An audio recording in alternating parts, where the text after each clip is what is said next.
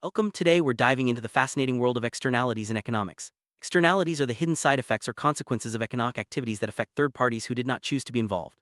These impacts can be either positive or negative, and they often go unnoticed in everyday transactions. Understanding externalities is crucial because they play a significant role in shaping policies, markets, and even our daily lives.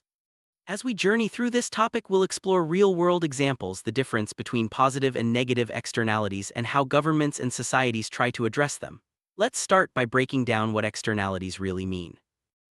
At its core, an externality occurs when an economic activity produces a side effect that impacts others who are not directly involved in the transaction. For example, when a factory emits pollution, people living nearby may suffer from poor air quality, even though they aren't part of the factory's operations. On the flip side, planting a beautiful garden can provide enjoyment to neighbors, even if they didn't help plant it. These are classic examples of negative and positive externalities. Recognizing these effects is the first step toward understanding why externalities matter in economics.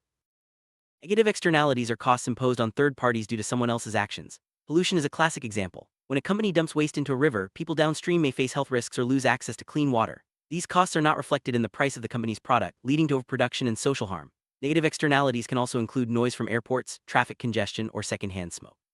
These unintended consequences often require intervention to protect those affected. On the other hand, positive externalities are benefits enjoyed by others as a result of someone's actions. For instance, when someone gets vaccinated, they not only protect themselves but also reduce the spread of disease, benefiting the wider community.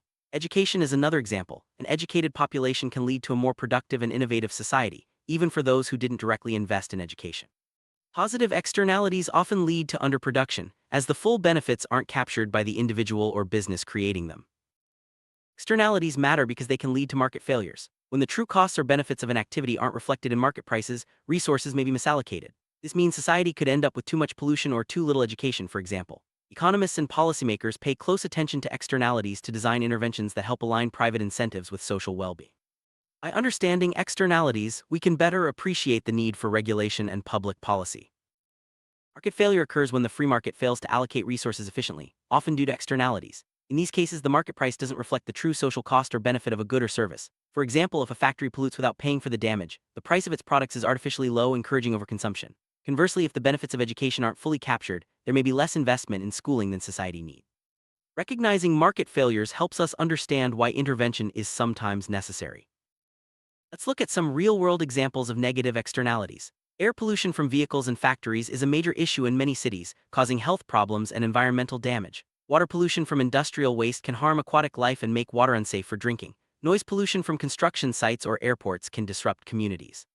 These examples show how everyday activities can have unintended negative impacts on others, highlighting the importance of addressing externalities.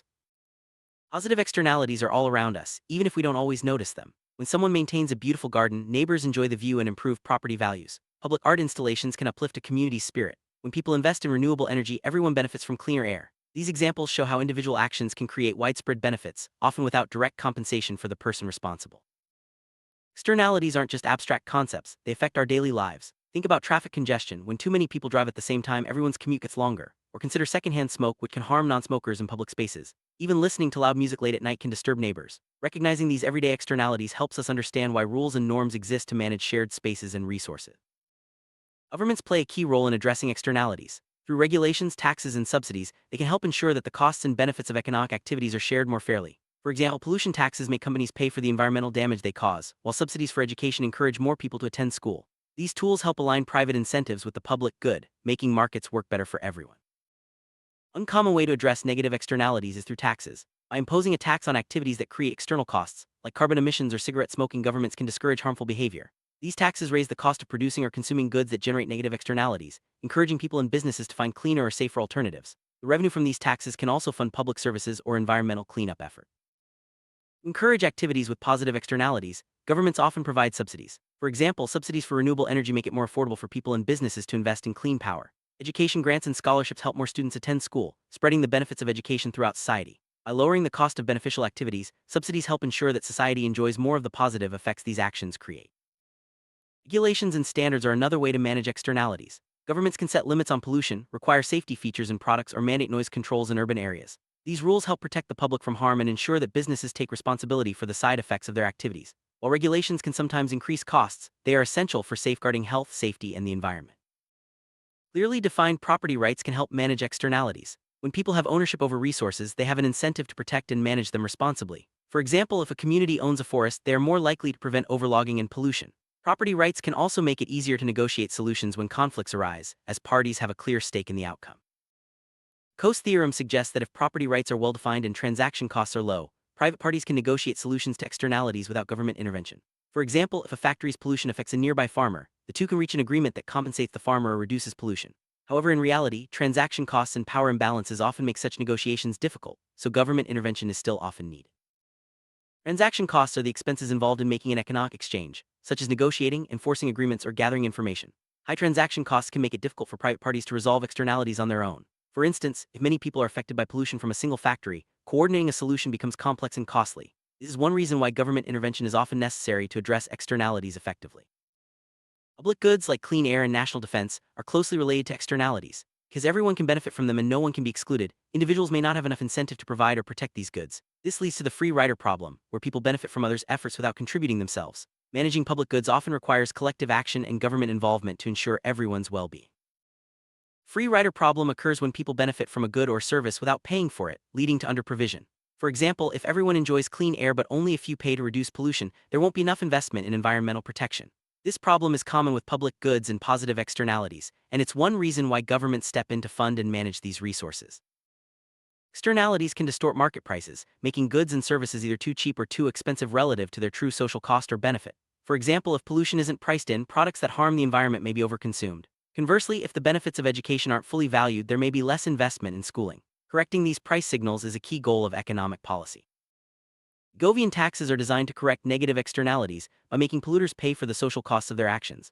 Named after economist Arthur Pigou, these taxes increase the price of goods that generate external costs, encouraging producers and consumers to reduce harmful activities. Examples include carbon taxes and taxes on plastic bags. Pigovian taxes are a popular tool for aligning private costs with social costs.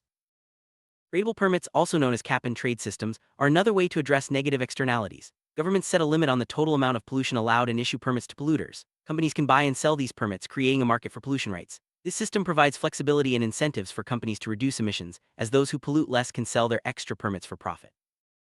Subsidies are financial incentives provided by governments to encourage activities with positive externalities. For example, subsidies for public transportation reduce traffic congestion and pollution, benefiting everyone. Similarly, research and development grants help spur innovation, leading to new technologies that benefit society as a whole. By making beneficial activities more affordable, subsidies help ensure that society enjoys more of their positive effects.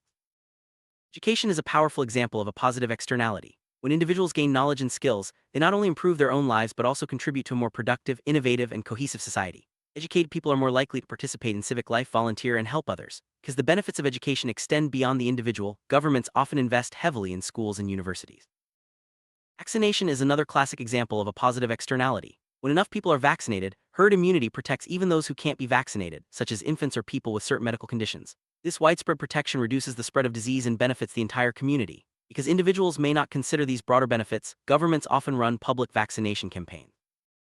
Innovation often creates positive externalities through spillover effects. When a company develops a new technology, other businesses and consumers can benefit from improved products, services, or lower costs. For example, advances in computer technology have transformed industries far beyond the original inventors. These spillover benefits are a key reason why governments support research and development through grants and tax incentives. Work effects occur when the value of a product or service increases as more people use it. For example, social media platforms become more useful as more users join, creating positive externalities for everyone involved. These effects can lead to rapid growth and widespread adoption, but they can also create challenges, such as market dominance by a few firms. Policymakers must balance the benefits and risks of network effects in the digital economy. Traffic congestion is a common negative externality in urban areas. When too many people use the same roads at the same time, everyone's travel time increases and air quality can suffer. Congestion pricing, charging drivers a fee to use busy roads during peak hours, is one way to address this problem. By making drivers pay for the costs they impose on others, congestion pricing can reduce traffic and improve urban life. Noise pollution is another example of a negative externality. Construction sites, airports, and busy roads can create loud environments that disrupt sleep, reduce productivity, and harm health. Regulations such as noise limits and zoning laws help manage these impacts and protect community well-being. Addressing noise pollution is essential for creating livable cities and healthy neighborhoods. Environmental externalities are among the most pressing challenges today. Activities like deforestation, overfishing, and greenhouse gas emissions have far-reaching impacts on ecosystems and future generations. These externalities often cross borders, making international cooperation essential. Addressing environmental externalities requires a mix of regulation, market-based solutions, and public awareness to protect the planet for everyone. Businesses often face choices that create externalities. For example, a company might choose between cheaper, polluting production methods and cleaner, more expensive alternatives. If external costs aren't reflected in prices, businesses may prioritize profit over social welfare. Corporate social responsibility and sustainability initiatives are ways companies can voluntarily address externalities, but government oversight is often needed to ensure accountability. Social costs include both the private costs incurred by producers and the external costs imposed on others. Similarly, social benefits include private gains and external benefits enjoyed by society. For efficient resource allocation, it's important that market prices reflect these social costs and benefits. When they don't, externalities can lead to overproduction or underproduction, harming society as a whole. Marginal social cost, MSC, is the total cost to society of producing one more unit of a good, including both private and external costs. Marginal social benefit, MSB, is the total benefit to society from consuming one more unit, including private and external benefits. For optimal outcomes, production and consumption should occur where MSC equals MSB. This balance ensures that resources are used efficiently and society's welfare is maximized.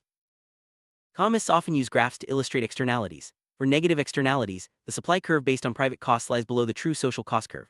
This gap represents the external cost not accounted for in the market. For positive externalities, the demand curve based on private benefits lies below the true social benefit curve. These visual tools help policymakers and students understand the impact of externalities on market outcome. Let's examine pollution as a case study. Factories that emit pollutants often don't pay for the full cost of their emissions. This leads to overproduction and environmental harm. Governments can address this by imposing taxes, setting emission limits, or creating tradable permits. These policies help internalize the external cost, making polluters bear the true cost of their actions and encouraging cleaner production methods. Education provides benefits that extend far beyond the individual student. A well-educated population is healthier, more productive, and more engaged in civic life. Because these benefits are shared by society, governments often fund public education and provide scholarships. By investing in education, societies can boost economic growth, reduce inequality, and improve overall well-being.